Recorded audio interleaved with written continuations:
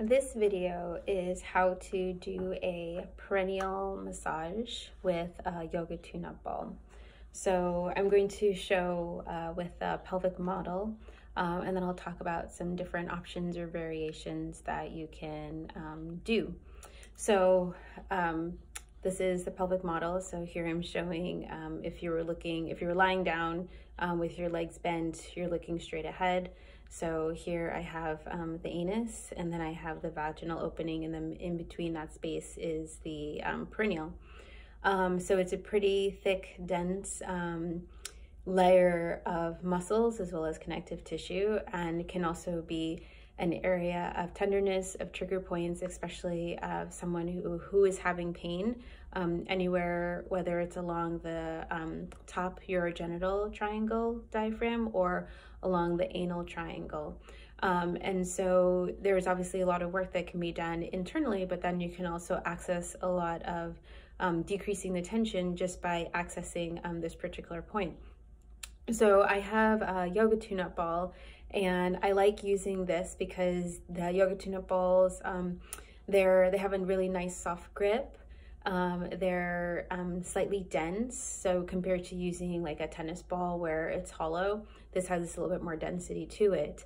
And it's also soft, so what some of the different options is that you can either sit on the ball, so just as if like you're sitting in a chair, or if you're sitting in a wide-legged position on the floor, and so then it can contour around your sits bones, your ischial tuberosities. I'll talk about 3 different techniques. So you can just hold as you're sitting. So if here's the pelvis, and then I'm sitting on top of the ball. So I can just sit with my legs out in front, so whether that's in a chair, or if I'm in a wide-legged position, if I'm sitting on the floor, or I can also be sitting cross-legged as well. And then I'm just holding. So it's helpful just to work with your breath. So especially if you're working with a pelvic PT or pelvic floor specialist, hopefully they've talked to you just about what is happening with the pelvic floor diaphragm, with those muscles every time that you're inhaling and exhaling. So you can feel for what is occurring when you're putting pressure on this space. What should happen is that every time that you're taking an inhale, you should feel your pelvic muscles descend into the ball. You should feel them kind of softening, widening, relaxing. And then as you're exhaling, then those pelvic muscles are being drawn back up into its resting tone. And so you can just do that as for gaining awareness as to what your pelvic floor muscles are doing, whether they are getting descent, whether they're going back up to a resting tone. Do they have a hard time with being able to actually relax, to find softening in that area? Or especially if you're dealing with like incontinence issues, or you're working on trying to create more strength, that then especially as you're doing that exhale, you have that tactile cue, you have something pressing up against these muscles right here, that then as you're doing that exhale, you feel the ball making contact, then you know where to be actually squeezing. So that's one option. Is to just kind of holding it static, working with the breath. The other option is that then you can start to move your body. So I'm actually moving the ball, but then you can actually keep the ball centered, and then you can move your body side to side. So if I'm sitting on the chair, then I'm just kind of moving my body side to side, so I can feel for that ball making contact in between those 2 sit bones. And so here you can see that there are muscles, there are superficial transverse perineal muscles that run from one end all the way to the other of that perineal muscle. So you can have some effect, especially if there are any particular trigger points in that area. You can also, so again, if the ball is still and I'm moving the pelvis, then I'm moving it into an anterior and a posterior tuck.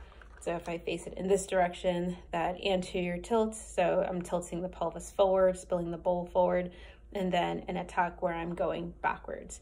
So you can also move your pelvis in that direction and also feel for that, that verticality of that movement. The ball isn't necessarily going to make contact with the holes. It's small movements, but you should still feel it just along that area, because obviously you want to explore lots of different directions of where there could be tension. So not just, you know, static, but also side to side, up and down, could even be in a diagonal direction as well too. And then you can always do a little bit of some circles as well. So as I'm having this pelvis do one circle in one direction, circle in the other direction as well. And then you can just explore some different positions that you can put your legs in. So like I mentioned, if you're sitting either in a chair or if you're sitting on the ground, you can be in a wide-legged position. You can bring your legs closer towards each other. You can cross one leg over the other and just see how that feels on one side of your pelvis compared to the other. You can sit in a cross-legged position.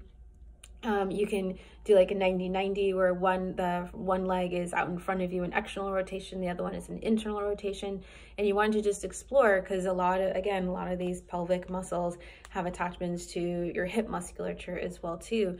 And so if there is any type of tightness, tension in this area, most likely it's also going to be feeding up into the hip muscles as well too. So it's important just to explore some movement in that area. But those are some really nice general things that you can do. And then afterwards, you know, I would say, you know, spend 5 minutes. It may feel really uncomfortable the first time that you do it, but the more that you do it, you'll get accustomed to that pressure. It's just like if you were to massage any other part of your body.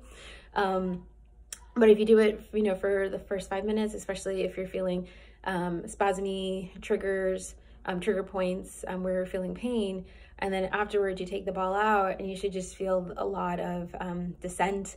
You should feel a lot more relaxation, a lot more softening, a lot more opening in this area. So it's a really great way, especially if you don't have time to go and do a lot of internal vaginal massage work or rectal work, that you can actually, you know, make some impact externally as well.